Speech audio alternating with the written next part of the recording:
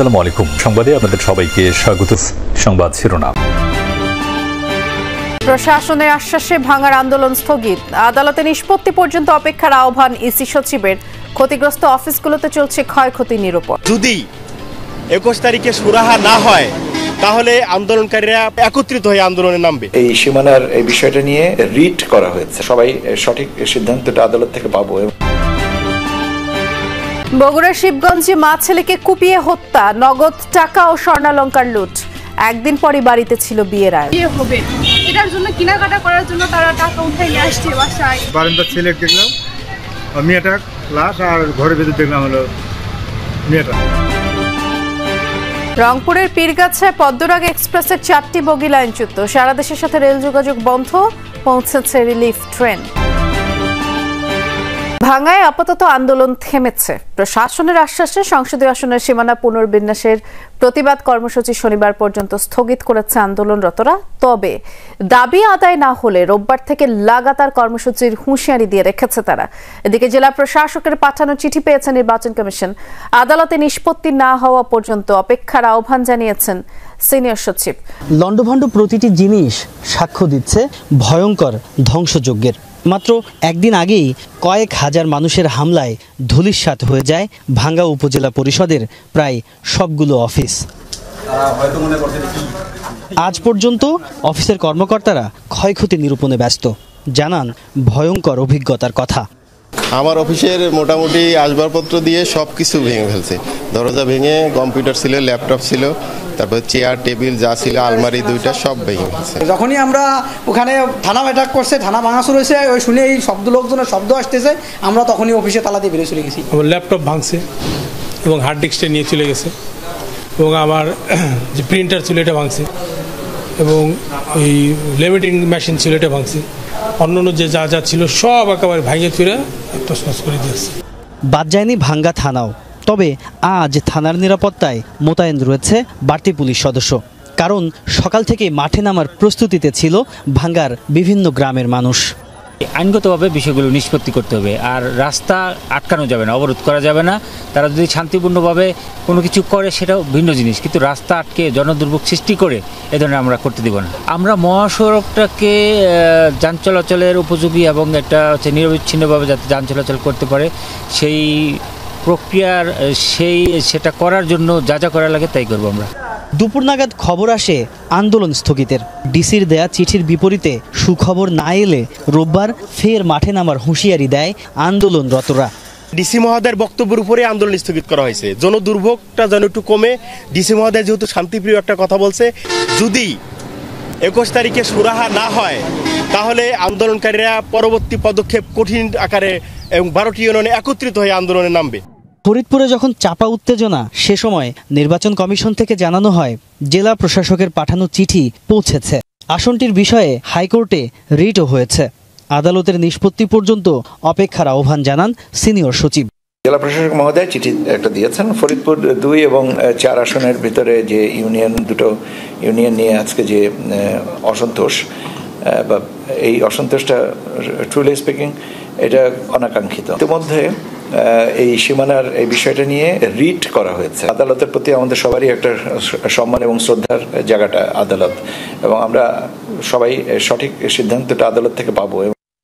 নতুনভাবে গন্ডগোল না হলেও মহাসড়কে ছিল সংঘর্ষের রেশ। সোমবারের উত্তেজনার খবরে যাত্রা বাতিল করে বিভিন্ন গন্তব্যের পরিবহন। সংসদীয় আসন ফরিদপুর 4-এর 2 ইউনিয়ন ফরিদপুর 2-এর ভেতর অন্তর্ভুক্ত করার প্রতিবাদে গেল সপ্তাহ থেকেই চলছে নানা কর্মসূচি। আন্দোলনের শুরুতে দুটি কথা বলা হয়েছিল, এক হচ্ছে তাদের দাবি যৌক্তিক আর তাদের আন্দোলন অহিংস। তবে সেই অহিংস আন্দোলন সময়ের পরিক্রমায় হয়ে ওঠে সহিংস, আর সেই সহিংসতার মাত্রা কতখানি সেটি এই ধ্বংসস্তূপ দেখলে খুব সহজেই অনুধাবন করা যায়। এখন এই ক্ষয়ক্ষতি কিভাবে কাটিয়ে ওঠা সম্ভব হবে সেটি এখন ভাবনার বিষয়। বাগেরহাটের 4টি সংসদীয় আসন পুনর্বহালের দাবিতে আন্দোলন করেছে সর্বদলীয় সম্মিলিত কমিটি। সকাল 10টা থেকে দুপুর 1:30 পর্যন্ত জেলা নির্বাচন কার্যালয়ের সামনে তারা অবস্থান কর্মসূচি পালন করে। বিএনপি, জামায়াত সহ বিভিন্ন রাজনৈতিক দলের নেতাকর্মীদের পাশাপাশি অংশ নেন নানা শ্রেণী পেশার মানুষ। আন্দোলনকারীরা বলেন, নির্বাচন কমিশন বাগেরহাটের একটি সংসদীয় আসন কমিয়ে জনগণের আশা আকাঙ্ক্ষাকে উপেক্ষা করেছে। জনসংখ্যা, মোংলা বন্দর, শিল্পাঞ্চল সহ গুরুত্ব বিবেচনায় 4টি আসন পুনর্বহালের দাবিও তারা জানিয়েছেন। এ নিয়ে সোমবার উচ্চ আদালতে রিট করা হয়েছে বলে আন্দোলনকারীরা জানিয়েছেন। সকাল 10টা থেকে দুপুর 1টা পর্যন্ত আগামীকাল আবারও কর্মসূচি পালনের ঘোষণা দিয়েছে সর্বদলীয় সম্মিলিত কমিটি। বগুড়ার শিবগঞ্জে মা ও ছেলেকে কুপিয়ে হত্যা করেছে দুর্বৃত্তরা। গত রাতের কোনো এক সময় বাড়িতে ঢুকে তাদেরকে হত্যা করা হয়। ডাকাতি করতে গিয়ে হত্যাকাণ্ড বলে স্বজনরা ধারণা করছে, আর তদন্তে নেমেছে পুলিশের একাধিক টিম।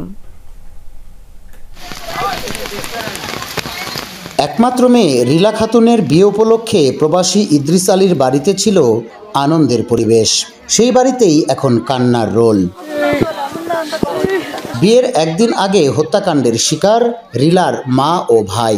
স্বজনরা জানায়, বগুড়ার শিবগঞ্জের সাদুল্লাপুর বটতলা গ্রামের বাড়িতে ছেলে ইমরান ও মেয়ে রিলাকে নিয়ে থাকতেন মা রানী বেগম। মঙ্গলবার সকালে কোনো সাড়া শব্দ না পেয়ে এক পর্যায়ে জানালা দিয়ে ঘরের ভেতর মা ছেলের রক্তাক্ত মরদেহ দেখতে পান তারা। লুট হয়েছে নগদ টাকা ও স্বর্ণালংকার। আত্মীয়ের বাসায় থাকায় প্রাণে বেঁচে গেছেন কলেজ পড়ুয়া রিলা। শুনলাম যে এখানে মার্ডার হয়েছে। আমার কিন্তু নিজস্ব, আমার শালা হয়, শালার বউ, মা বাবাটা। তারপরে এখানে আসে দেখি হওয়ার ঘটনা ঠিক। মহিলা আগে দেখি উত্তর শীতল হয়ে পড়ে আছে, রক্ত দেওয়া যায় আছে। আর ওই চাকরা যান মারছে তাদের ওই নাজিয়ের তোষক আছে, তোষকের ওপর দেখে করে আছে। আমরা চাচ্ছি যারা এই হত্যাকাণ্ড করেছে বা পরিকল্পনাভাবে হোক, চিন্তাই হোক বা সচেতনমূলক হোক, আমরা চাই তাদের শাস্তি হোক। খবর পেয়ে ঘটনাস্থলে যায় পুলিশ। হত্যার কারণ খতিয়ে দেখা হচ্ছে বলে জানিয়েছেন কর্মকর্তারা। প্রবাসী ইদ্রিস আলীর বাড়িতে তার স্ত্রী এবং ছেলে ছিল। কেউ বা কাহারা রাতে যে কোনো সময় তাকে কুপিয়ে হত্যা করেছে। প্রাথমিকভাবে আমরা এখনো তত পাইনি, আমাদের তদন্ত অব্যাহত আছে। মা ছেলেকে হত্যার ঘটনায় এলাকায় আতঙ্ক ছড়িয়েছে। জড়িতদের দ্রুত শনাক্ত করে আইনের আওতায় আনার দাবি স্বজন ও এলাকাবাসীর। রংপুরের পীরগাছায় পদ্মরাগ মেইল ট্রেনে 4টি বগি লাইনচ্যুত হচ্ছে। এতে করে সারা দেশের সাথে রংপুর অঞ্চলের আন্তনগর লোকাল মেইল ট্রেনের যোগাযোগ বন্ধ রয়েছে। পীরগাছা রেলওয়ে স্টেশন মাস্টার জানিয়েছেন, দুপুর 1:45টার দিকে সান্তাহাট থেকে লালমনিরহাটগামী পদ্মরাগ ট্রেনটি পীরগাছা স্টেশনে পৌঁছায়। বিরতির পরে যাত্রা শুরু করলে লাইন সেপারেটরের পাত ভেঙে ইঞ্জিনের পেছনে থাকা 4টি বগি লাইনচ্যুত হয়। এ ঘটনায় হতাহতের ঘটনা ঘটেনি বলে জানান তিনি। তবে অনেক যাত্রী তাদের মালামাল খোয়া যাওয়ার আর সারা দেশের সাথে আন্তনগর রংপুর এক্সপ্রেস, লালমনি বুড়িমারি এক্সপ্রেস সহ বেশ কয়েকটি ট্রেনের যোগাযোগ বন্ধ রয়েছে। স্টেশন কর্তৃপক্ষ জানিয়েছে, উদ্ধারের জন্য লালমনিরহাট থেকে সংশ্লিষ্ট ট্রেনটি রওনা হয়েছে। পার হয়ে যাওয়ার পরে এখানে পাতি, আপনার সিগন্যালের যে পাতি আছে, পয়েন্ট যে করা আছে, সিগন্যাল পাতিটা ভেঙে যাওয়ার কারণে আমাদের রেল লাইনটা সরে গেছে। যে পয়েন্টটা লাগানো ছিল এই পয়েন্টটা একটু ফাঁকদণ্ড হওয়ার কারণে এবং এখানে লাইন চুক্তি হয়েছে টাকা থেকে। যে বড় বিষয় সেটি হচ্ছে এখানে প্রায় 2000-এরও বেশি নানা বয়সী যাত্রী ছিলেন। তারা কেউই হতাহত হননি এবং সামান্য পরিমাণে 2-1 জন হতাহত হয়েছেন এবং কিছু মালামাল খোয়া গেছে, এ ধরনের আমরা তথ্য পেয়েছি। এবং রেলওয়ের যে বিভাগীয় কর্মকর্তার ভাষায় হয়তো রাত 9টা নাগাদ এই পরিস্থিতির উত্তরণ হবে। তখন কিন্তু এই যে রংপুর অঞ্চলের যে লালমনিরহাট, কুড়িগ্রাম এবং রংপুর থেকে যে ট্রেনগুলো যাতায়াত করতো সেগুলো স্বাভাবিক হবে। এবং রেলের কর্মকর্তা আরো একটি তথ্য দিয়েছেন, এর মধ্যে 2টি ট্রেন বগুড়া স্টেশনে তারা আটকিয়ে রেখেছেন। এটি স্বাভাবিক হওয়ার পর সেটি আসবে।